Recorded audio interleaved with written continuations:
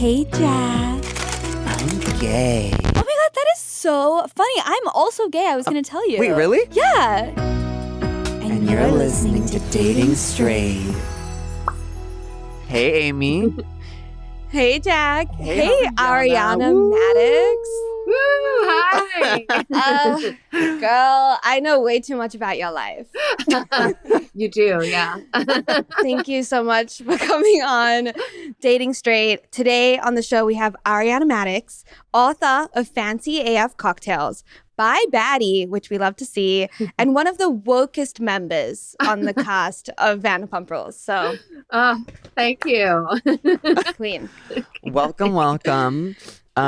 Before we get into the episode, real quick, just want to ask our viewers to rate, review, subscribe, rate 5 stars. Ariana, if you were giving a review of our show that you've heard so many times, what would it say? Oh my gosh. I would say Jack and Amy have the best guests and they really just know how to have a good time. So for a good time, call Jack and Amy 5 stars. Thank you. Hell yeah. Thank you. You're right. Okay, so we do like a little weekly catch up usually. So think of something that is like prominent in your week, and Jack will start us off with the catch up. Okay. Okay. Well, okay.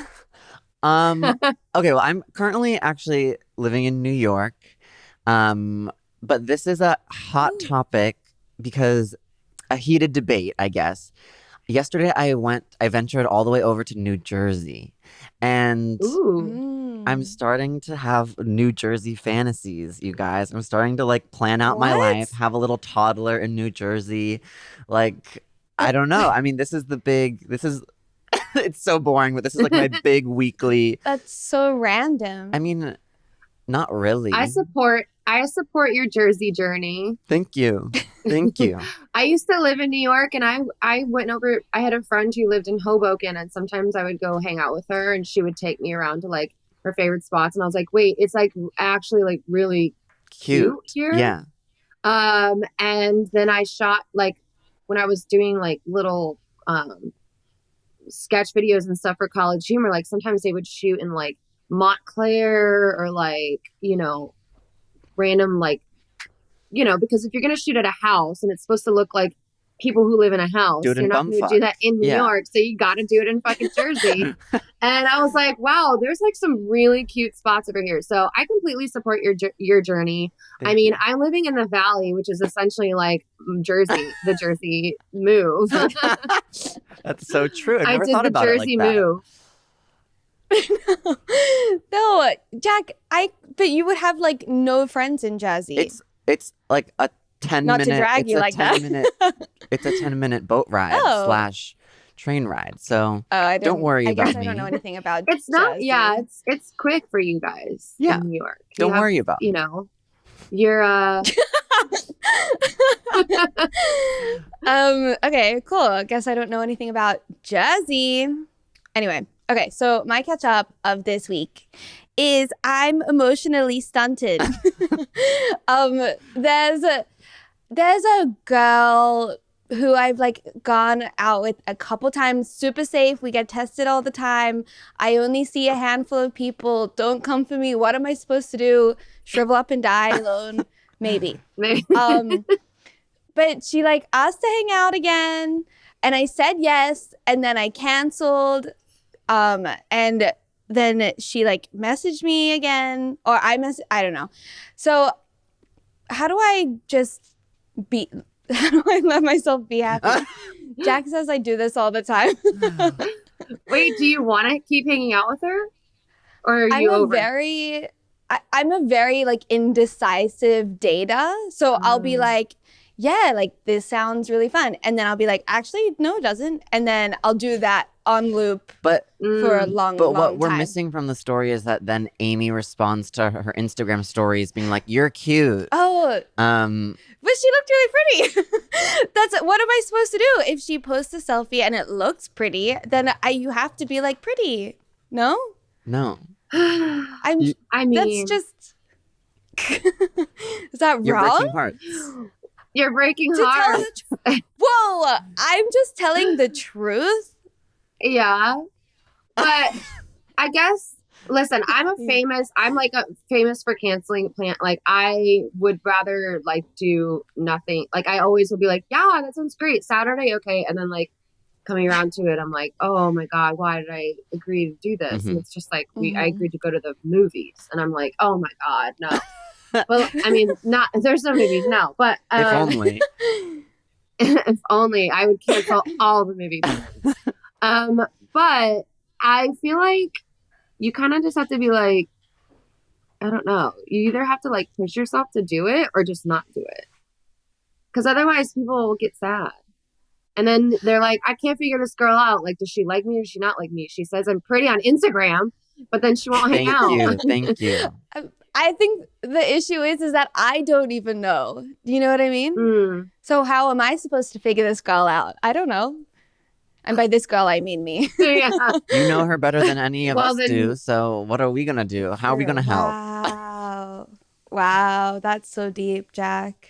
You might know me as much as I know me. No?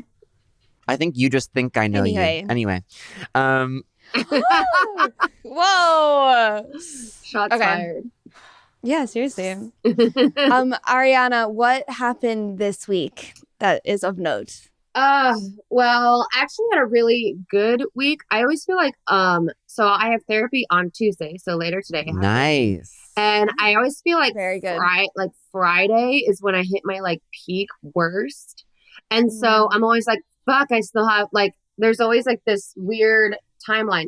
This week, I managed to survive like Friday. I like somehow have really like made it all the way to Tuesday this week without having like a breakdown. Last night I was close because I ate like 80 packs of like the little Halloween packs of Sour Patch Kids. Yum. And I ate them so much. I ate so many of them and my tongue was like raw. And I was like, whoa, okay. And that almost sent me spiraling. But it didn't. I was like, just go to bed. And so I like really, of note, I've like survived the week. Yeah. Which is like crazy. Yeah. Without having this freaking peaks and valleys of bullshit. So yeah. That's a big win. Proud of you. You should change your therapy to like a Friday afternoon. Yeah. Or I should, honestly. I should. But what if then on Tuesday, is the bad. Like I feel like I'm like it might just like reset your week in the other way. Why don't you do therapy twice a week? That's expensive, okay? It is expensive. I did that one time. I called my therapist. I was like, we need to have an emergency session. And it was the best week of my life. So therapy twice a week definitely feels right, but super expensive. Yeah. Cool. Yeah. Anyway, we love therapy on this show. Good. Thanks to our sponsors. Cool. Thank you so much, Best Fiends, for sponsoring this episode of the podcast. Obviously, we love Best Fiends. It's the only puzzle game that I have on my phone. It's the only puzzle game you kind of need on your phone. Okay, so it's 1 a.m. You should be sleeping, but instead, you're playing Best Fiends. Oh, yeah. Best Fiends is the can't put it down mobile puzzle game that is free to download. With over 100 million downloads, this 5-star rated mobile puzzle game is a must play. There are more levels, events, challenges added all the time, so play away. There's always going to be one more level. Seriously, once you download Best Fiends, bottom won't stand a chance. Yeah, absolutely. I mean, as Amy was kind of joking in the beginning, the 1 a.m. thing, she's talking about me because, you know, some people are scrolling on TikTok, they're like on Instagram, liking whatever, on Twitter, whatever. Not me, baby. I am a video game head. I love this app. I love puzzle games, and Best Fiends is the one.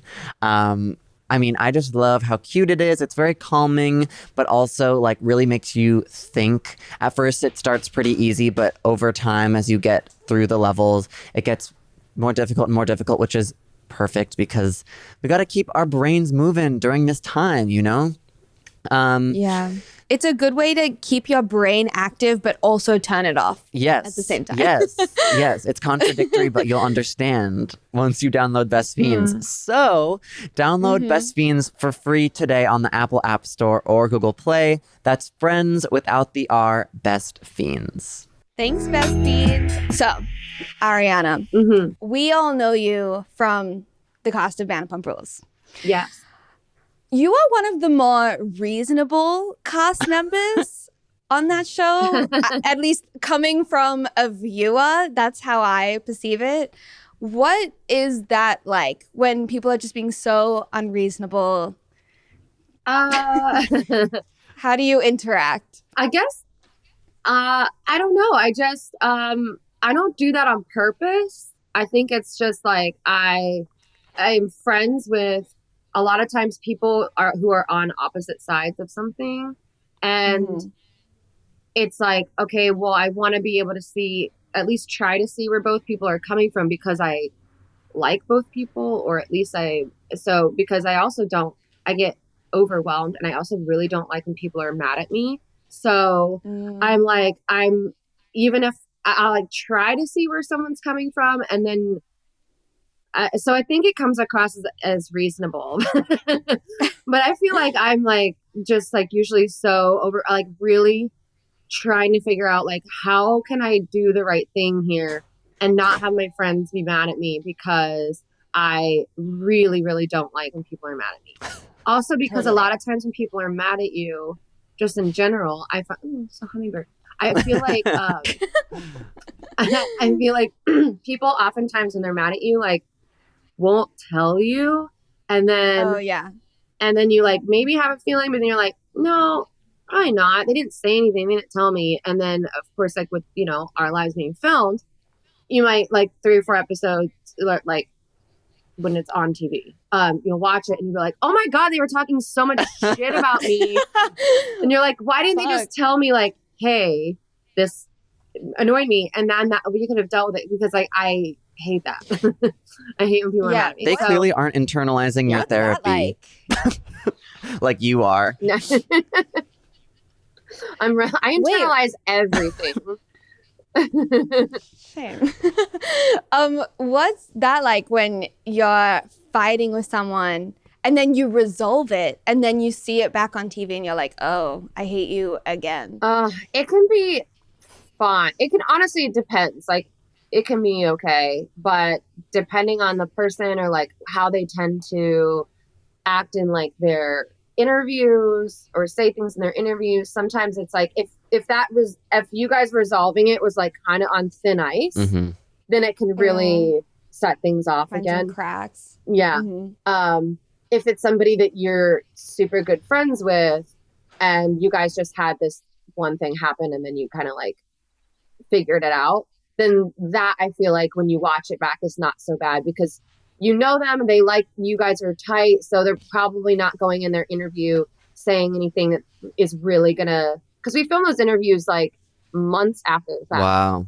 So if someone says something like really fucked up in their interview, you know that they said it like 6 months after.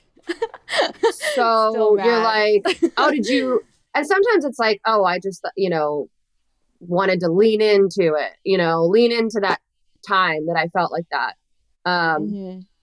which is I think the best way to, I mean, if you're really gonna nail the interview, and like that's probably the way to do it, but it's not the way to like maintain being cool with people. Totally.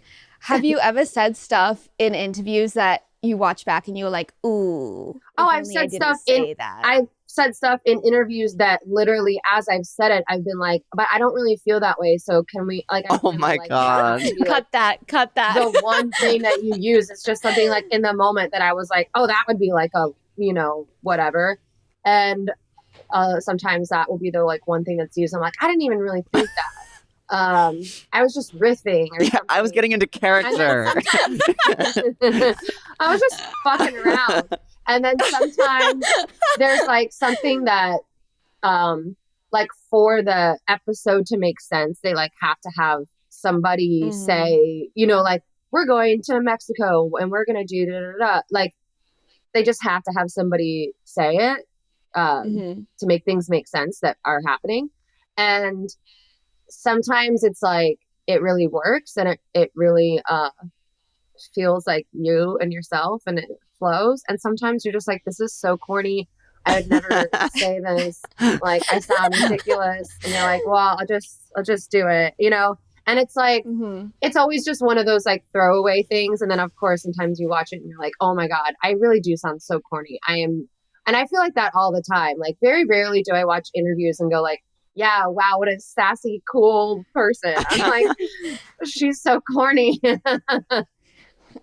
Oh, well, I mean, I feel like even being a YouTuber or even doing this podcast, actually, a lot of the times I'm like, oh my God, why did I say Totally. this? But that is just like in our own heads. So yeah, don't worry about it. You're not corny. In our own heads, and then the like Twitter feed while the episode airs, and everyone's like, yeah, we don't deal with that like you do. Actually, it's different. It's different. Yeah, I don't know. It is different. Do you get like a lot of backlash from it the show? depends on what's happening. Anytime that there's like anytime, you know, if I'm in a conflict with somebody else, there's gonna be people who are gonna like really look at people who are gonna be, if you know what I mean, there's always gonna be two sides of people who are watching the show and who are like, I really identify with this other person, or I really identify with Ariana. And then there's some people who will be able to see. But, you know, so it just depends. Sometimes if somebody has like a really diehard fan or something that like, they're just like, that person can do no wrong. And you just like disagree with them for 1 second. Sometimes you'll get like that person hate tweeting you. But like, it's pretty like, I don't know. I think most people, you always have, no matter what, there's just always going to be people who are like extreme. Yeah. But I think for the most part, our audience is just kind of like fun and doesn't take it too seriously.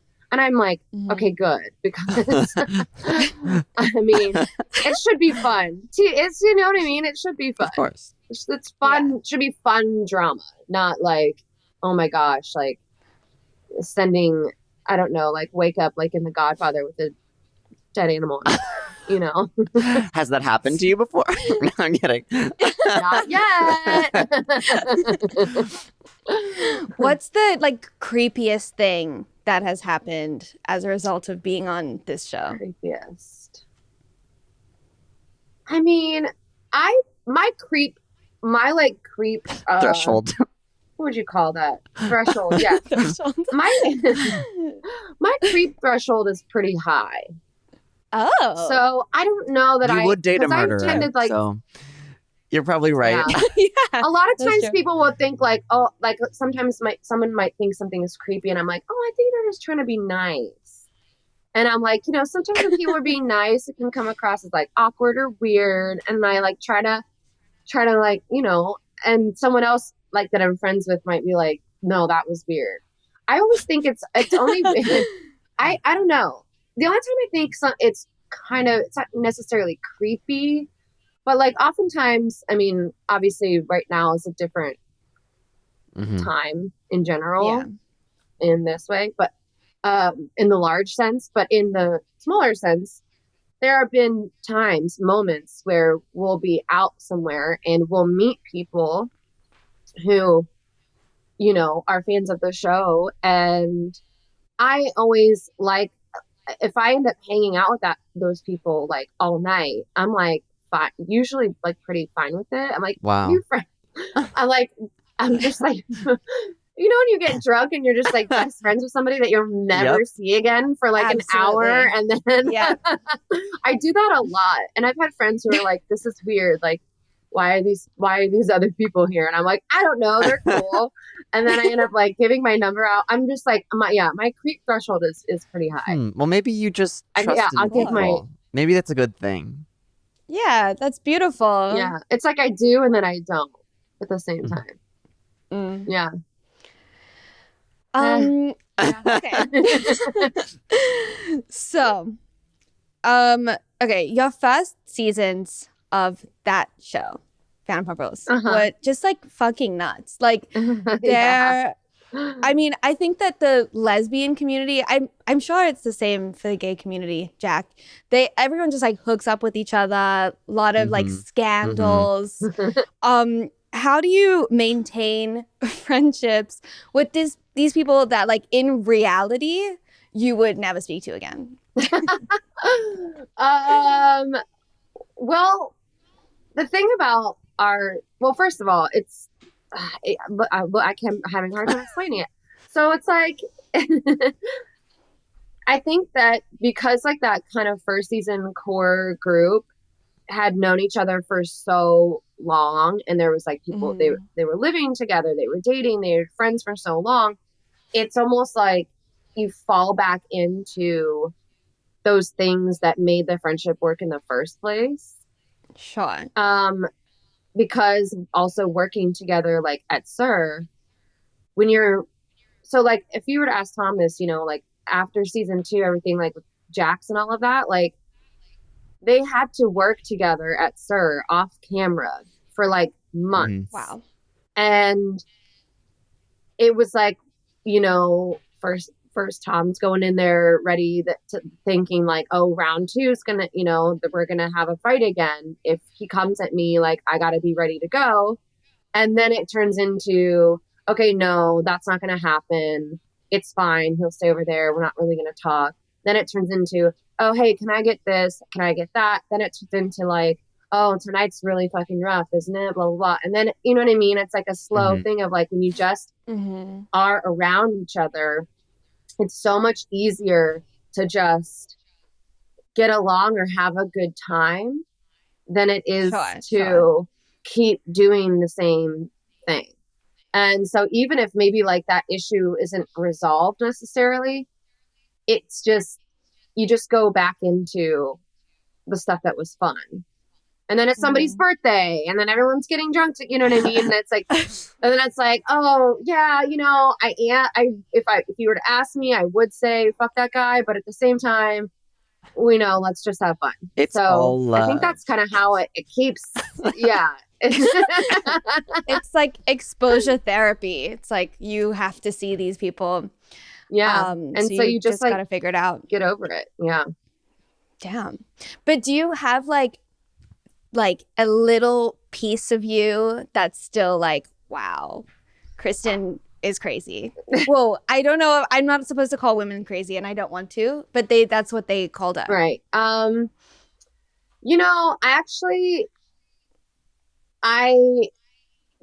I don't think, I think that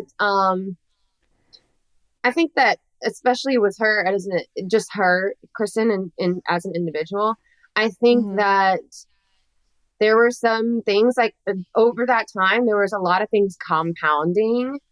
And I think that there were a lot of, and I definitely think that it's something that people have to take individual responsibility for. It's not like, oh, because like, I don't think she would at this point. Like, I don't think she would like blame someone else and say like, oh, it's because you did this. So I'm just saying that. Sure.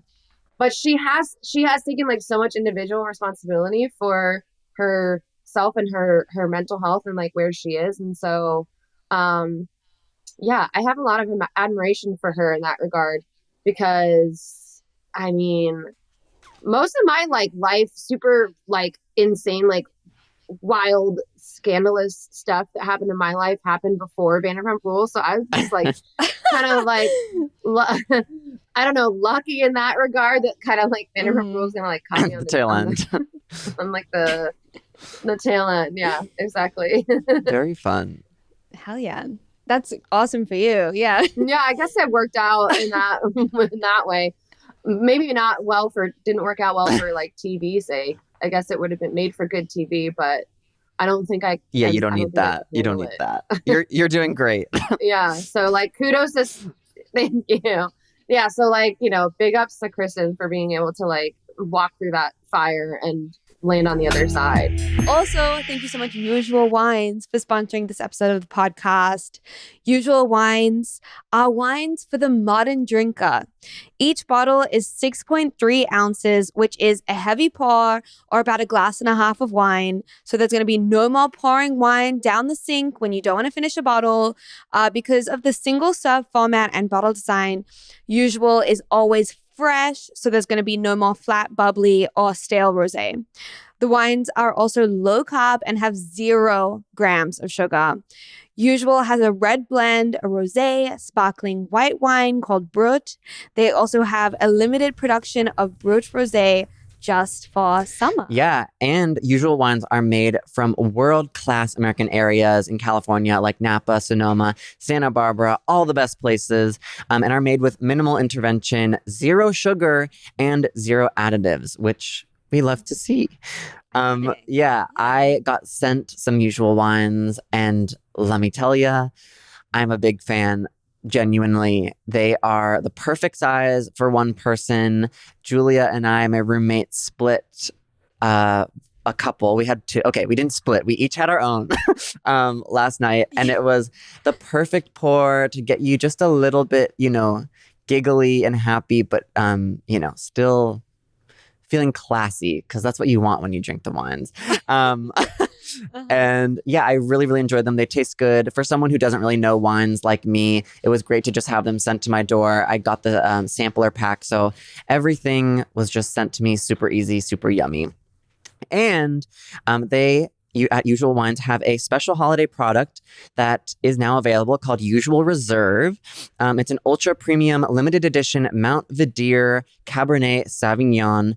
And it's the most special wine yet, just in time for the holidays, coming from one of the most celebrated plots of land in Napa. This Cabernet Sauvignon is concentrated and rich with just enough grip. So gift it to someone or yourself because, it's the holidays, baby. Let's get it. So go check out their website at www.usualwines.com and use our discount code DATING for $8 off your first order and try your first glass on us. Seriously, highly recommend. Thanks, Usual Wines. I want to know some tea, I guess. Have you ever wanted to quit the show? Because damn, that's got to be freaking hard to always be on camera. There's definitely been those moments where you think like, I can't do it, or and I think that everybody has that moment. And then we have like really great producers that we've known for years. And so, there's like, okay, so season 8, my birthday party.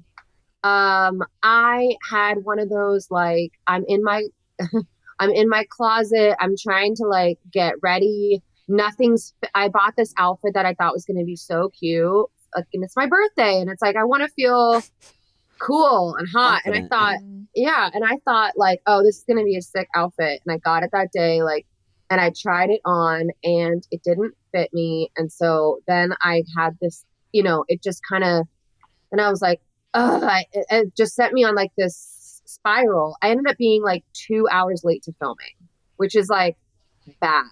And they kind of touched on it a little bit in the episode, but because no one was here filming me getting ready, there was, everyone's just like, what's going on? And I was like, I can't, I'm just not going to go. I was like, Tom, it's fine. You guys just have like a fun night at the bar. Go without me. He's like, I'm not going to do that. Yeah. But I do that. I literally do that all the time. Like when we're not filming, I'm always like, just go without me. Have fun. I'll see you. Like I send Tom out without me all the time. And I'm always like, it's fine. Just don't tell them. I'm not going to tell them I'm not coming. Just you show up by yourself and they'll get it. And and they'll know like, oh, she just like, was over it. But like, that's obviously not like one of my better qualities. And so one of our producers who was there at the party, like waiting for us, and filming everybody else, was texting with me. And because we've known each other for so long, we all it's almost like this, us and like the crew is like kind of like this little family in a way. She was like, she convinced me, like, she was like, okay, it's fine. Don't worry about being late. Like, we'll film, like, we'll just do other stuff. And when you get here, it'll be okay. Just try to, and she's like, send me a picture of your outfit. I'll tell you if it looks good. So like, those are like the kind of moments where like, you think like, I can't do this anymore. And this was also like right after, there was like a lot of drama going on, and it was like in between like this big fight and Jackson Brittany's wedding. And I was just like, there was just so much going on, and I was overwhelmed, and I was like, I can't do this anymore. I don't want to do this anymore. And having those producers that we are so close with, who can really kind of, because they're a little bit removed from the situation, it's not like someone who's in the, in the mix as much. They're the kind of people who can like really bring you back to a place where you're like, okay, yeah, you're right. I can do this. I'm going to do it, and it's going to be good. And so I think that, I'd like to think that we all have like that kind of relationship with them. And that's part of what keeps us all able to keep coming back. But there's definitely been those moments where you're like, no, I can't. Okay.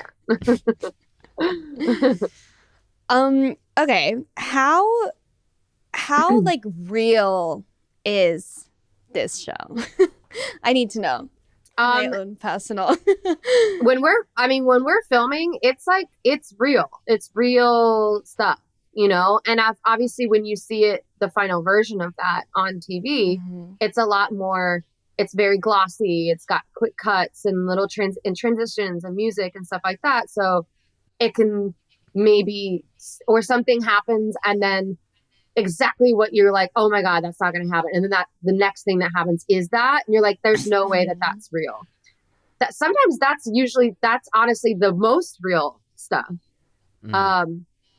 Obviously there's sometimes has to be like, inserts of things. Like if someone gets engaged, they have to come in and after everything and come in and get a close up shot, or like things like that, like things that make it make sense. Pick up here and there if something was blurry, or if something was out of focus, or someone's mic shut off, battery ran out, and they just got to get that real quick. But that's pretty rare. And when it comes to like the actual meat of the show and like what's going on, that stuff is very real.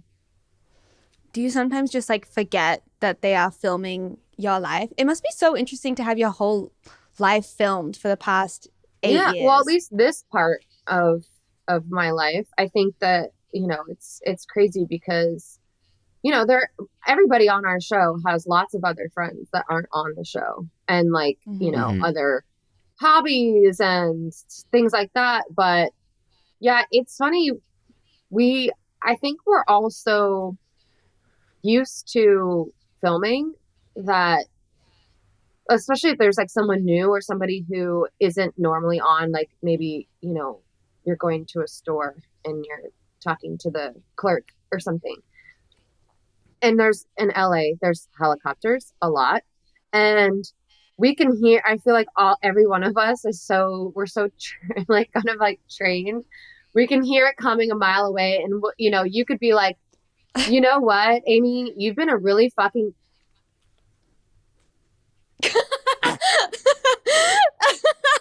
oh my God, that's suspense. Like, okay.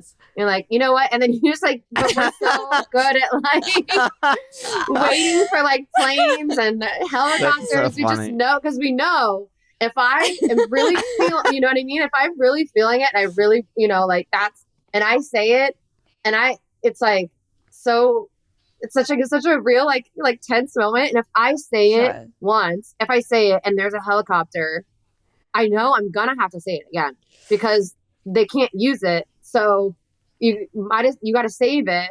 You know what I mean? Like you can't like, you gotta, yeah. And it's just so funny because we've been doing it for so long that we're so trained to like pause for a helicopter, or, we know not to like, just little things like we don't block each other,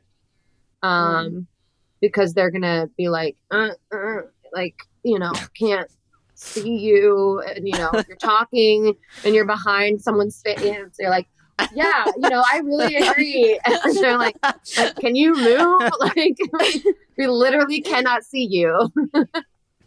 But yeah, so we do kind of like, we have these little things that I think are like ingrained in us at this point, but we definitely like, yeah, you do kind of like forget a little bit about, I mean, you do and you don't in a certain sense. I think it's like almost just like second nature at this point. Yeah. Totally. Wow. Okay, so this is a gay show. I don't know if you've noticed, but and we're so happy to have a bi woman on. What was that like coming out process for you, like in real life and then on the show as well? Yeah. So what's weird is like in real life, I feel like, well, not to say that the show isn't real life, but like in my, outside life, whatever, you know what I mean? In real life, it's weird because I feel like I never really had to come out.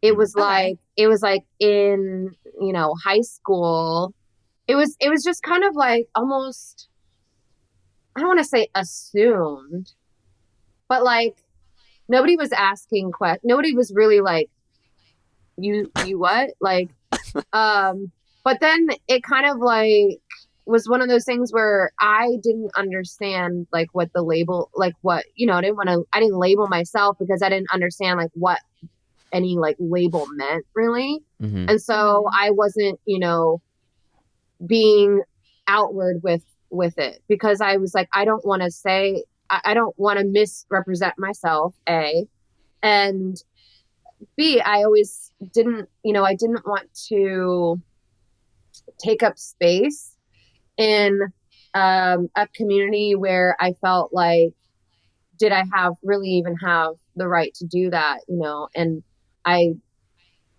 over time, realized like, wait, no, that's like, like in college when, especially, I grew up in Florida. I grew up in, a I don't know a better way to say this, but a red county. I mean, we have never turned, we didn't turn blue for Obama. We didn't, it's never happened. I don't even know. I'd have to look back and even see if it was blue for Clinton. Probably not. I don't know. And so, and being in theater and dance and having like being like really involved in performing arts, I was around a lot more of like an LGBTQ experience than I think a lot of people. But being a very Southern place, a very red place, a very conservative Baptist Christian, like that's kind of like the norm. That's considered the norm. I was actually like very, I don't know. It was weird. I would like pretend to be Christian because I didn't want to be, completely ostracized because there was one time where I said something in school or to some people and I was like, well, I don't know. Like, I don't know if I believe in God. And I literally like, it was like shit, just real quick. People were like, all of a sudden I was just, the whispering and then, and my friend's mom saying like, I don't know if I want, her to hang out with, to my mom, like, I don't know if I want them to hang out. Like, Ariana's a little bit of a troublemaker. And I was like, troublemaker? I get straight A's. Like, what are you talking about? But like, just that being the climate and not really delving into like what it meant for so long. And then going away, and then going to college, and then you go to college, you start to be opened up to, oh, actually, there's like so much more freedom and there's so much more, you just really start to realize like, I don't have to hide parts of myself. And I also can like, I have the freedom to figure this out. And so by the time I was living in New York, I was like, felt more comfortable, like completely identifying as bi. And so even though I feel like a lot of my friends and family, like either didn't ask or didn't care or, didn't, maybe assumed certain things. But it wasn't until I was in New York that I was like fully identifying that way. And then everyone was like, yeah, I mean, sure, yeah. and then, you know, and then I kind of, you know, explored that a little more. And then, but then, of course, you know, on the show, that wasn't really a part of it's not this type of thing that especially because I'm in a relationship with a guy. And that doesn't negate my sexuality at all. But I think to people who don't know someone and who don't know my whole before like life, and they're only seeing this like kind of little bubble of it, it's easy for them to either write that off or say, oh, is she secretly a lesbian? And I'm like, no, bitch, I'm bi. And you know what? At this point in time, I'm going to let you all know, people who don't know me, people who do know me, we're just going to go ahead. We're going to say it. We're going to put it out there. This is like a public coming out because, you know, this is mine and I own this, and I'm not going to do this like other people trying to put shit on me that either is or isn't me. Either saying, oh, I'm straight, but I'm like faking being bi for attention, which I've gotten that. Strange. Or I'm actually gay and I'm faking being straight for whatever weird reason. Like why? Yeah. Right. Like, what would be in it for you? It's like, no. So I was like, you know what? None of this. We're owning this. Yeah. Well, that's so. Like Lisa Rinna. Was it kind of hard because, like, I feel like with all of those other, you know, words from viewers, but also like from your castmates, like it's almost like you don't control the narrative completely. Like you get to say what you put out and what you believe, but then there's all this chitter chatter that you sort of have to like push back upon. Is that difficult?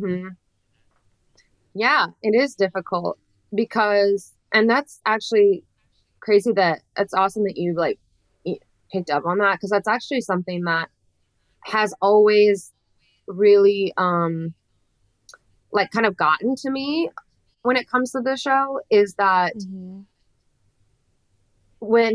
if someone says anything, if they say it on the show, people will take it as true no matter what. So and you almost like saying like that's sometimes pushing back against it almost makes people go, oh, see, it is true. Right. And so that sucks. it's one of those things. Yeah. So it's one of those things where you're right. You don't really control your own narrative or your own story, and anyone can say anything they want about you at any time. And you just kind of have to prepare yourself to think that there are going to be people who hear something and go, yeah, right. No, that person's full of shit. Or there's also going to be some people who go, yeah, I agree. I think that person's right, no matter what. So yeah, that's the thing. You say it on the show, it's kind of like always going to be, and that goes for, you know, I'm sure there's things that I've said on the show too that the other person I was talking about is like, that's not fucking true, and that pisses me off. So I think that, you know, you just have to know that, you know, here I am being reasoning with the other side of it. Yeah. I'm doing what you said I do.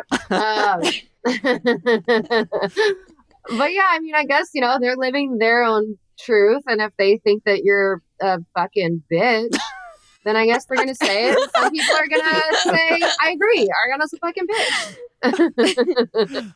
And what's wrong with being a fucking bitch? I love it, honestly.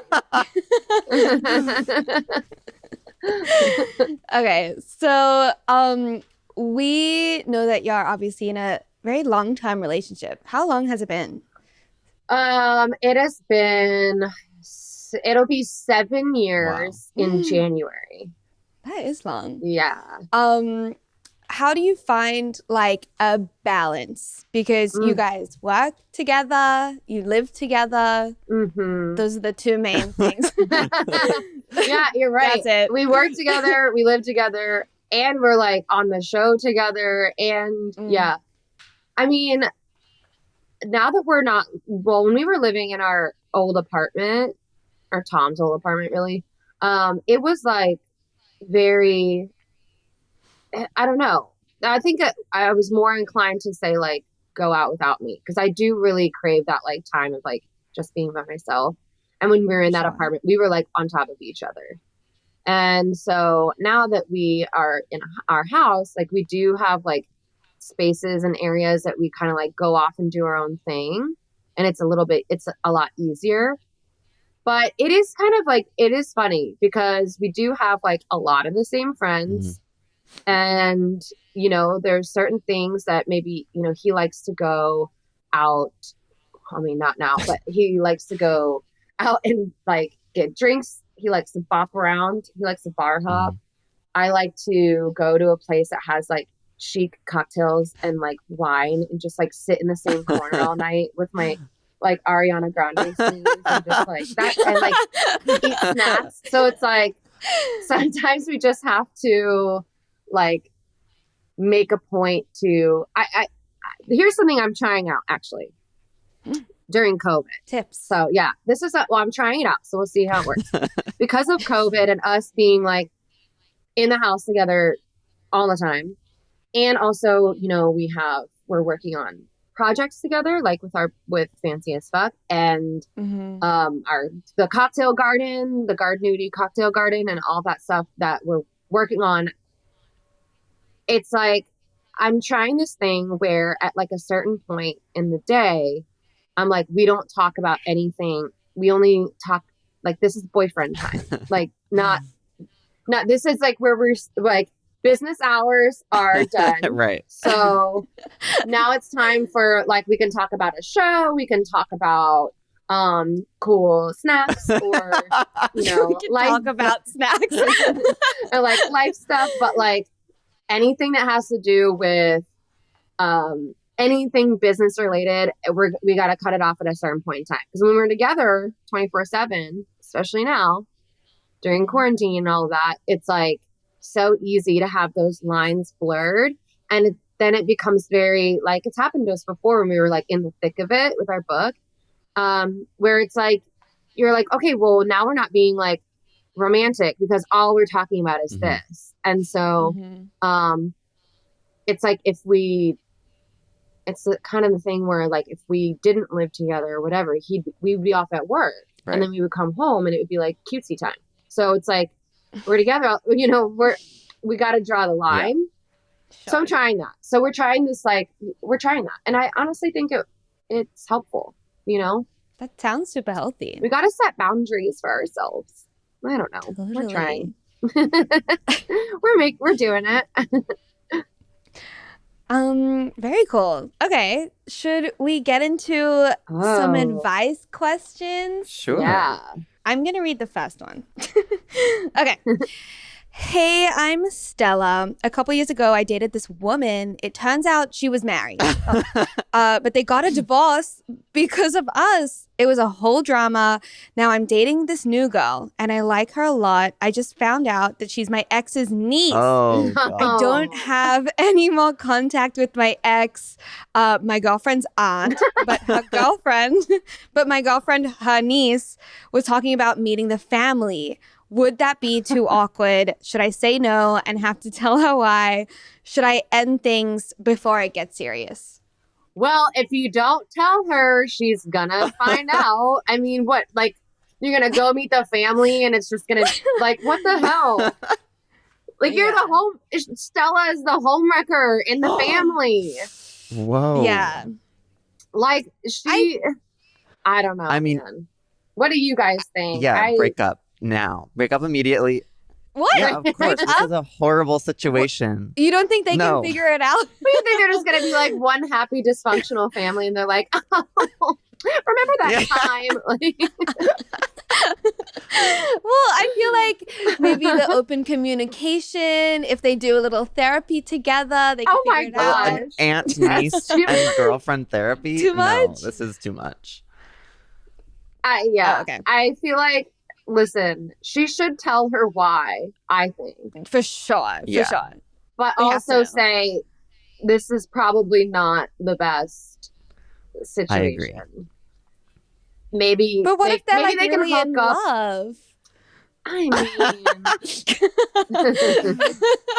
Yeah, no. Not worth it. I mean, geez. I mean, the family is probably like, they probably have her picture like on a dartboard. Oh my God. Like, I don't know. Like, they probably hate her. What if it's like a really small town, not a lot of queer women around? You know, you have to make it work. Then they can hook up, you know, casually. I say, But cut you off still your have aunt. to tell. Yeah. Oh my God. God. Okay. I'm kidding.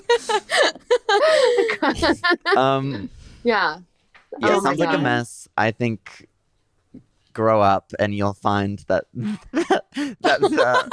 is not Like, it. grow Yeah. up, okay? Grow up. Okay, I'll read the next one. Okay.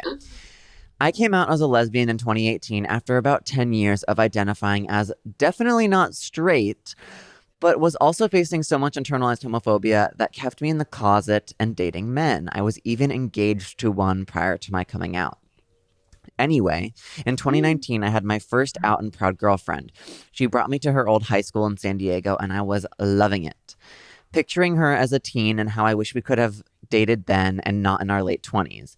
I felt like I had missed out on so much life. So we had sex in my car as I played my dumb sexy playlist that literally featured songs from the 50 Shades of Grey soundtrack. So it was all very much and teenage-like. Like, we both had our own homes to go have Oh my sex in, God. yet we chose to fuck in the car in a deserted high school parking lot at night. After a while, we realized that they had closed the gates of the high school and we were locked into the parking lot for the night. I was Rampage. I was freaking out about my low blood sugar problem and being I know there's always so many connecting dots. Yeah. Layers. And there's layers to this. Okay. I was freaking out about my low blood sugar problems and being stuck there at 6 a.m. So I made us climb over a wall to escape the barricade, parkour style. Her parents lived nearby, so we walked to their house, and it was my first time being there and meeting them. The seconds between the question, what were you guys doing in the parking lot so long that you didn't see the time or see the crew closing the gate? And the realization that we had just banged in the car and walked to their house to get a snack. Oh, speaking of snacks. Snack. As grown Sweet adult women snacks. was You gotta have mortifying. snacks. I would do it again, though. Also, this is my professional email. And she wants to ask you on a date, Amy. Cute. Ooh. Totally. That sounds like the best date ever. That sounds like so much fun. I'm definitely gonna try that. Genius. Yeah. Do it. Yeah, just make sure to bring a banana. Wait, are you For gonna your do low it? blood Are you sugar gonna do it with her? She asked you out. Oh, okay, yeah, let's do it. Stranger that I don't know. She says she's I'll a reply to Scorpio her. rising. I mean, Ooh, yeah. me too. I will reply to your business email and we'll set something up. Oh my Okay. God. Do you want to read the last one? Yeah, I'll read it. Okay. Hello. I'm in desperate need of advice. I met this guy on an app. I'm a woman, and he is perfect. If we are talking compatibility, it's through the roof. He cares about the community and social justice issues the same way I do. Same backgrounds and interests. Sorry, there's a leaf blower. It's just great. We have open conversations about a lot of things, including sexuality. The only thing is that he seems more feminine than most guys I have dated, which is probably why there is such compatibility. But he hasn't said he is bi or anything. It's affecting my attraction to him. I can't help but see him more friend-like. Here are my questions. Is my heteronormative brain stopping me from enjoying this? Is there actually such a thing as gay voice? Or is that all in my head? Thanks for your time. Love you all. From your friendly neighborhood, mostly straight listener. This one's deep. Yes. Her heteronormative brain is stopping her Absolutely. from enjoying it. Especially if they've For talked sure. about sexuality. I mean, and he's not gay then. Yeah. It's almost like it almost feels like she's doing that thing where we go, oh, this guy's like if you've been like in a bunch of toxic relationships, and then you like start dating somebody who's nice, and you're just like, I don't know if I'm attracted to it. Totally. She's like almost doing that to herself with this guy and his, you know, I'm going to say quote unquote femininity, because that's a what even is femininity. Exactly. And yeah. So I don't know. I do think that she's holding herself back. We all need a mix of both femininity and like, God, haven't you ever heard of toxic masculinity, girlfriend? Like, come on. Yeah, like what does she want? Like a guy who like curls his, you know, brim of his hat and dips? I mean, what is that? Is that what's considered masculine? Like, I don't know. I mean, I would say this guy's pretty secure and strong in his masculinity, that he's like cares about stuff, and I like him. I'm into him. So we yes say, to the dress. Oh, grow up, get out of your own way. Our advice to everyone is just grow up. All right. Well, Ariana, you are a hoot. Thank you so much for coming on Dating Straight, or I guess Dating Bi now. Dating Bi. Sure. Yeah. Can you please tell us where the people can find you and what you're up to? They can find me on Instagram at ARIANA. That's my name, Ariana. And ARIANA 252525. There's 3 of them. Just type in Ariana, so you'll see it. And everybody go out and buy fancy as fuck cocktails. It's super fun. Makes a great gift. And check out and purchase for your friends and family our amazing Gardenuity Fancy AF collab. You'll get a custom cocktail garden and a cocktail book and a brand new cocktail recipe that's not in the book, featuring herbs from the cocktail garden. Very exciting stuff. That's so cute. Yeah. I will definitely be purchasing. Thanks for coming on the show. And thanks for listening. Yes, I'm Amy Oddman. I'm Jack Dodge, and this is Dating Straight. See you next Tuesday. We could be broken-hearted lovers.